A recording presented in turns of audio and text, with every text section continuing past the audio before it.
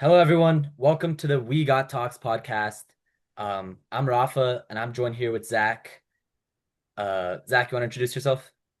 Yep. So I am a student at the University of Tennessee. I'm a freshman and I'm studying electrical engineering. I'm a current student at JMU. I'm studying economics. I'm a freshman. Today, we're going to be trying to answer the question, does the college you attend actually matter? Zach, do you want to give a quick introduction to what this podcast is, since this is the first episode? Yeah, this is our first episode. I'm really excited to be here, but we're just going to be talking about topics that we find interesting and we're just going to talk about them, give you our opinions. And if you guys have opinions, let us know what you think and we'll respond to it. Yeah. Also to mention, happy Easter, everyone. We are currently recording this on the 5th of April, which is Easter. So happy Easter to everyone celebrating. But so let's go ahead and get started, guys. So we mostly aim to analyze this question through future outcomes, prestige, price, and then a little bit of fit. We'll jump in with our own experiences and how our thinking has shifted over, going from the college process of being in high school, applying to colleges, and now actually being almost at a full year of college. Um, but yeah, let's begin. So I'm gonna provide a few statistics here. So the first statistic that I'm gonna bring up is the Kruger-Dale study about earnings and potential. So in this study, these two famous economists, Alan Kruger and Stacy Dale, provide a statistic about students' future income. And their findings were if a student was accepted into a elite school or very selective school, but they chose to attend a less selective one, they actually had 20 years later the same earnings. So there was no significant difference between the two groups. So just for example, if a student got accepted into UPenn with a low acceptance rate, under 10%, and then got accepted into Penn State, um, about 50% acceptance rate. If they got accepted into both of them, it didn't really matter which one they went to. They had the same future earnings. Um, Zach, what stands out to you in this statistic? I just think I think most people would not think that's the case. I think most people would think that the prestigious school, if you go to it, you're going to be smarter, you're going to be better, you're going to have better opportunities. I think it's really interesting. I guess it just kind of gets it kind of points out that it's more about the person and less about the school.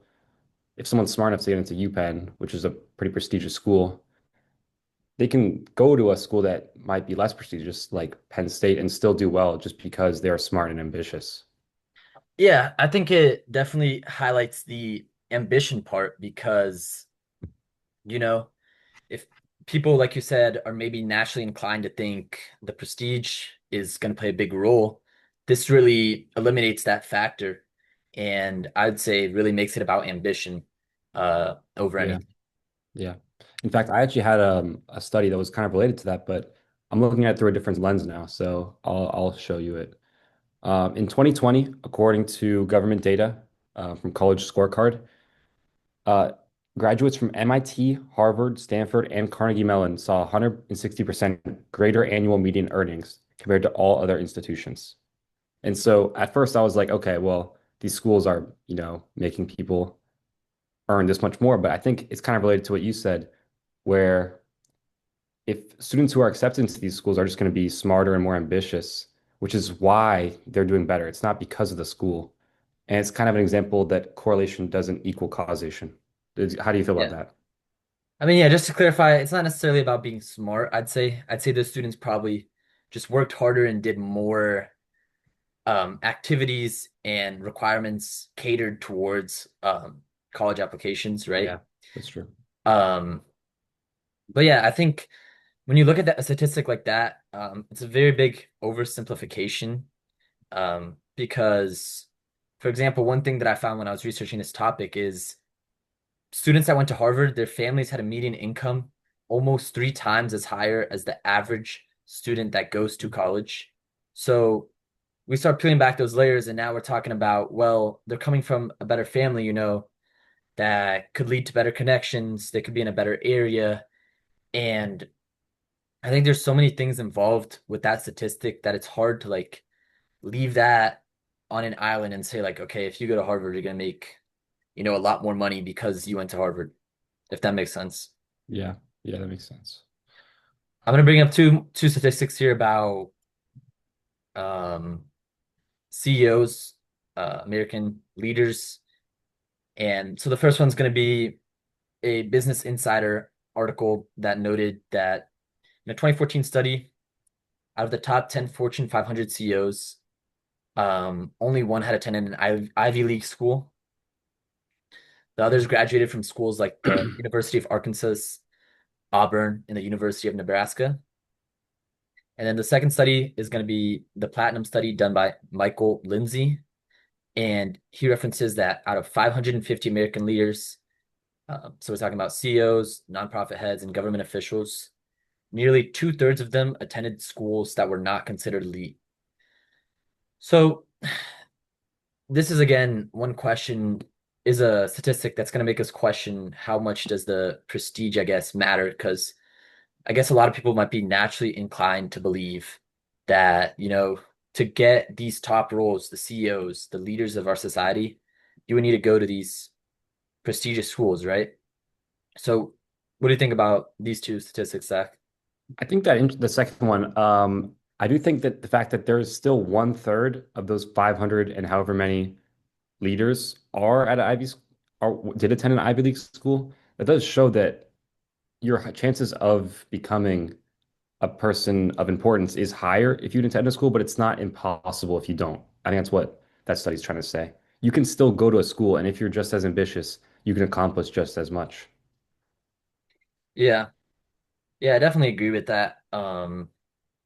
Again, two-thirds of them that did not attend elite schools, out of those 550, that's still, I guess, relatively not that high of a number because one-third are from Ivy League schools or elite schools, sorry, and there's not that many elite schools, so it would Yeah. still be a larger proportion.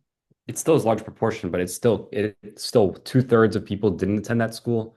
That is pretty interesting. That does show that anyone can be of importance. Hmm.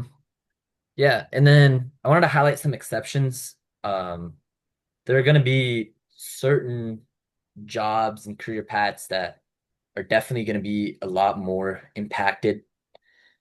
So I think it's better to just get that out of the way because most people aren't going for those specific career paths. So it wouldn't apply to the general public. But just for example, something like investment banking, they do tend to hire from top 25 schools only.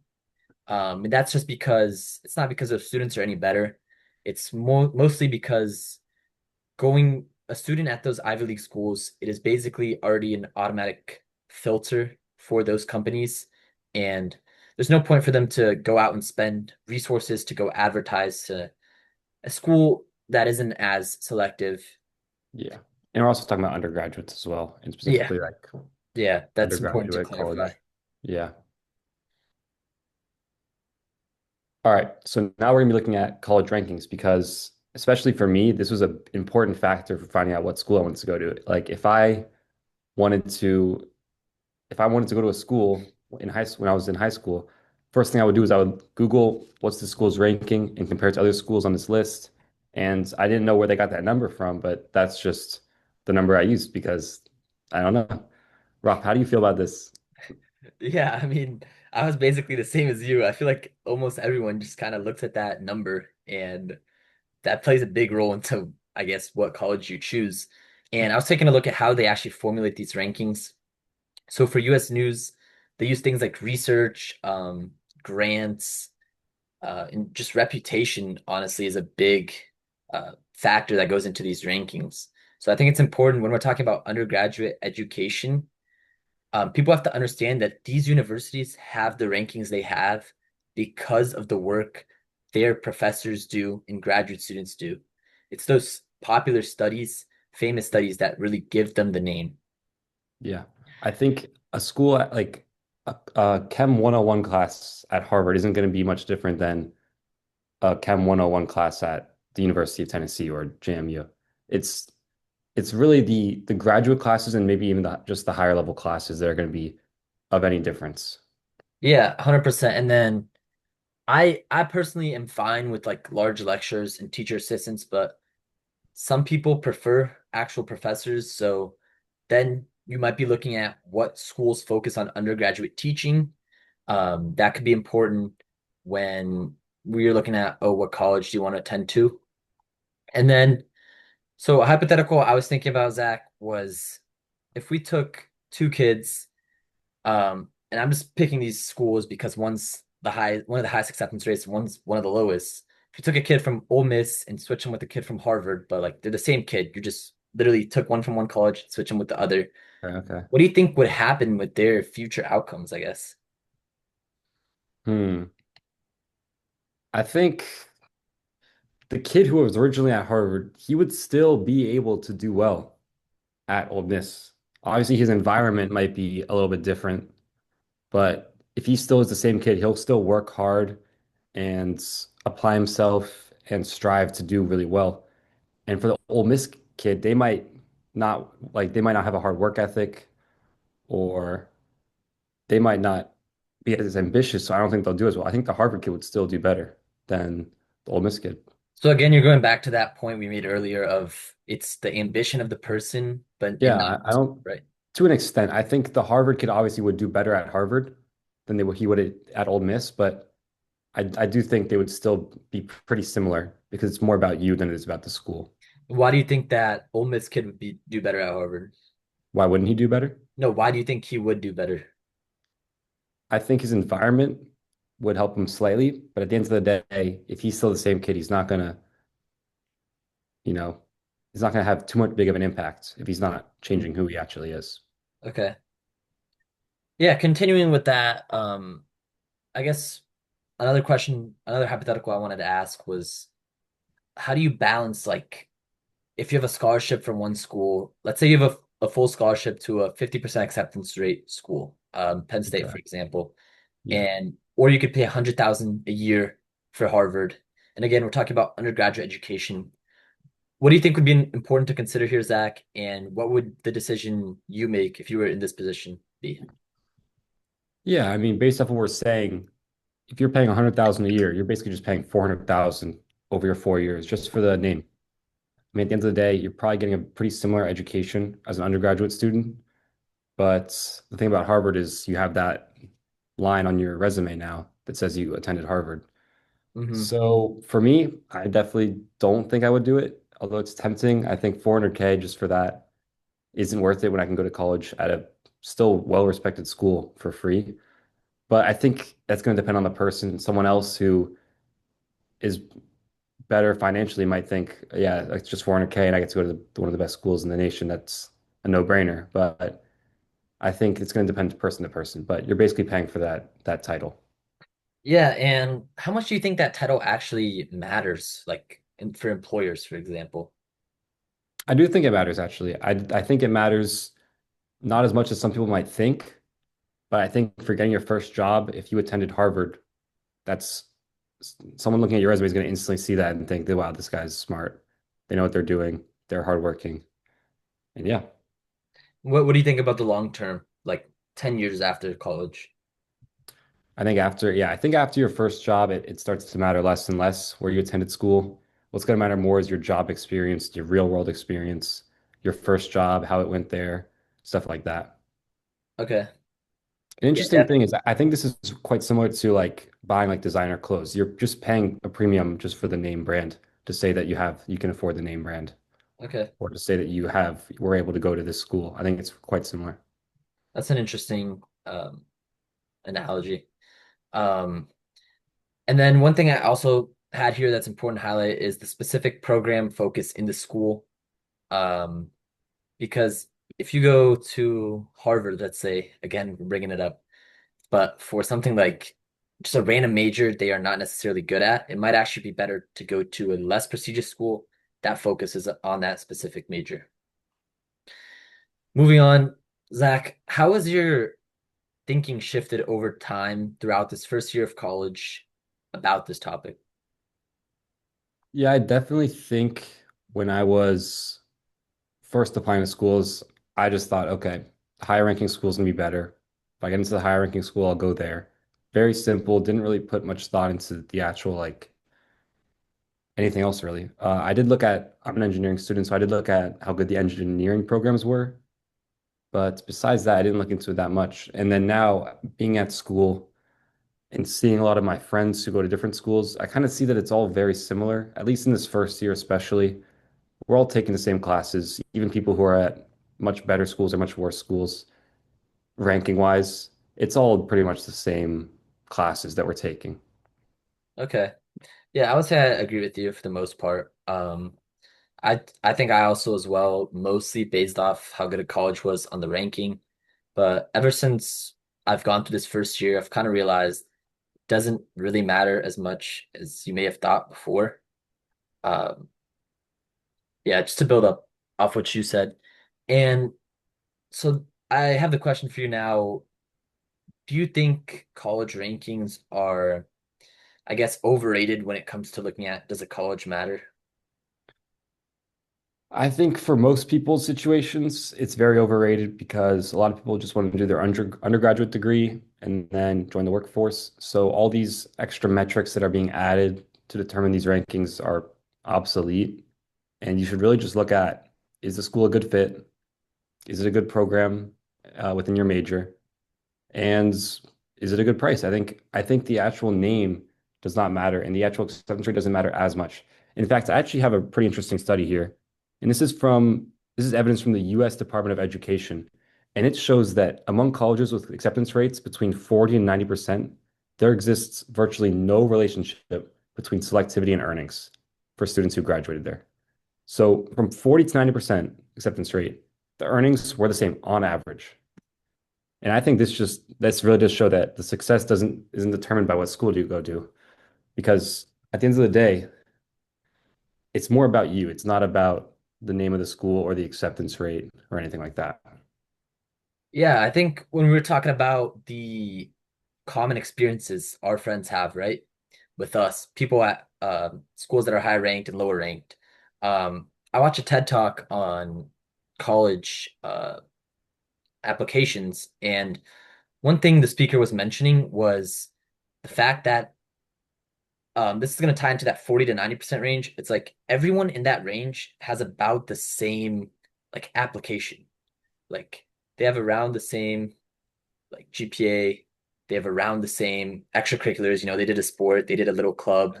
So it's even hard to like a kid that got accepted into a 40% could have been accepted into could have been denied on another application cycle. There's so much like variability to it. So much luck involved. Yeah, there's Yeah. so much since it's a holistic review, there's so many other things involved that I don't think there's a major difference between students in a 40 to 90% school, even though it can seem like a massive gap. Yeah. I think ending this segment, the conclusion I can take away from it, from the research I've done and the talks we've had, is that college prestige does not really matter too much. Um, or at least not as much as people expect it. That's, I would say, the main takeaway. So don't base off what you're going to pick off college rankings. What's your final takeaway from this segment, Zach? Yeah. I do think these elite schools, it does matter a little bit. Obviously, having Harvard on your resume is going to matter a lot more than some random other school. But I do think people idolize it a little too much, and it's is a lot more, like I said, about who you are and what your drive is and what your goals are. And yeah. Okay. All right. Now we're going to look at, are more expensive schools better? So this one organization called FreeOp, they list ROIs for thousands of different degrees at almost at all major institutions. And so what I did is I took the liberty of creating four different groups. These four groups are expensive and popular schools. That's going to be these big state schools that are expensive, might have a nice experience. Then we have the expensive and lesser known schools. This might be like the big liberal arts schools. We have cheap and popular schools. This might be like your cheap in-state schools that are, not too expensive. And then cheap and lesser known schools. This is small liberal arts schools or small commuter schools that are just cheap and easy to get a degree in. So for each one of these groups, I picked three schools and I calculated their ROI across all majors that they offered. One thing to note is that the specific major for each one of these schools had a big impact on ROI. So by averaging, I'm just making a generalization in order to see the bigger picture. But it really does matter what your major is. That's one thing we haven't really discussed yet. Your major really does matter for your school, and make sure that your school has a good program. So when I looked at this, the results show that the popular groups had better ROIs regardless of price by about 10%. Why do you think this might be, Rafa?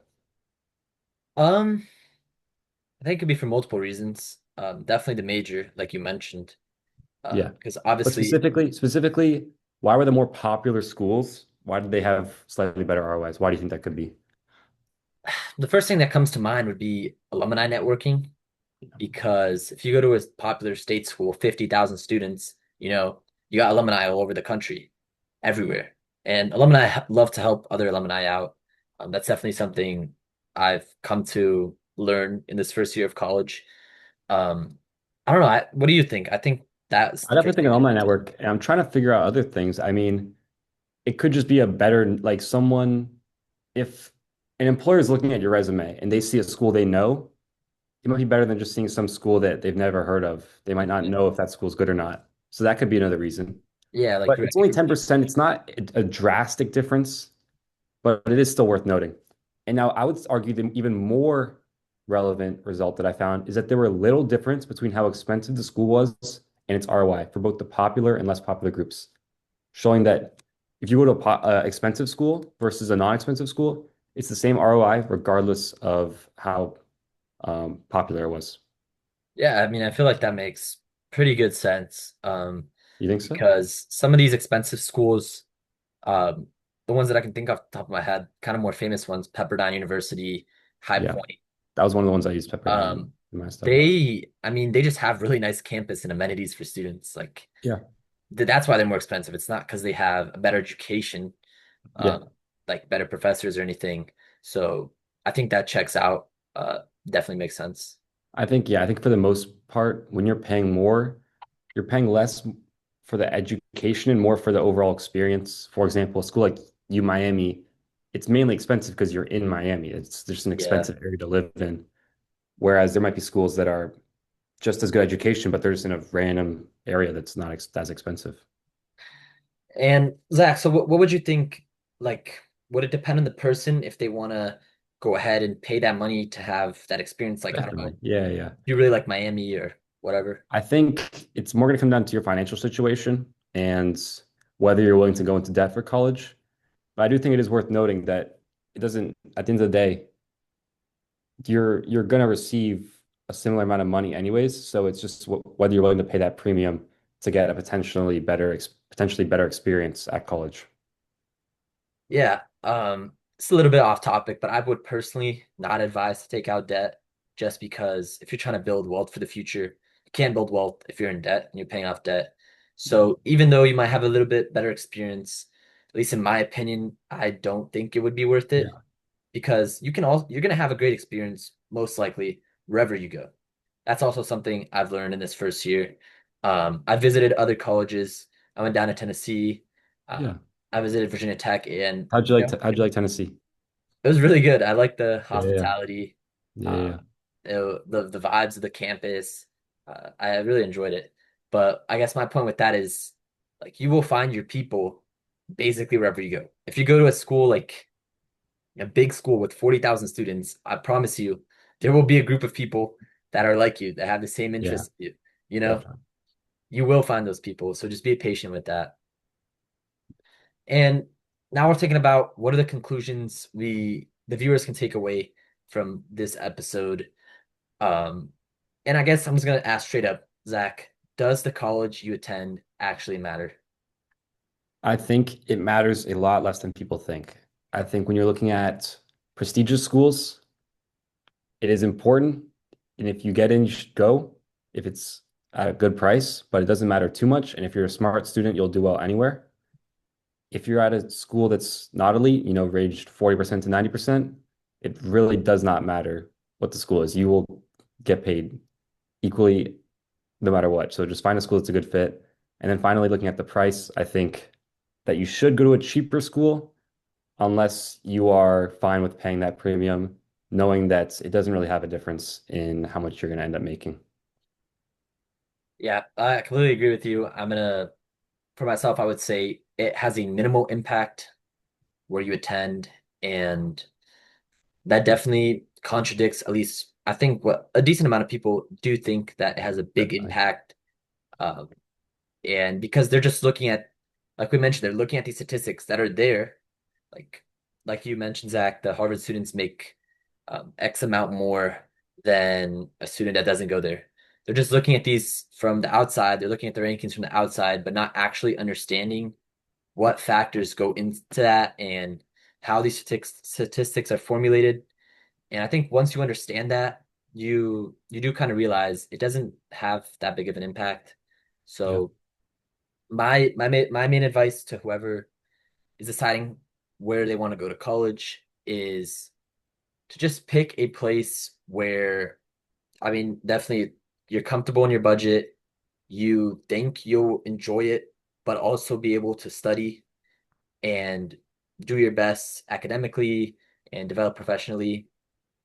And don't worry too much about this acceptance rate, this ranking, because Definitely. in the long term in your life, you're not gonna look back and think, oh man, like I missed out so much because I went to the 40th ranked school. Wow, some people went to the 10th ranked. Like it Yeah. just It's sounds not, silly when you think about it that way. yeah. Thank you everyone for tuning into this first episode. Make sure to check out our Instagram as well. We're currently working on a blog and community space, so stay tuned for that and Yeah. for future episodes. And also, if you have your own opinions about this, comment down below on YouTube or wherever you're watching this. Let us know what you think, and we'll get back to you about it. All right, thank you everyone. Bye and have a great day.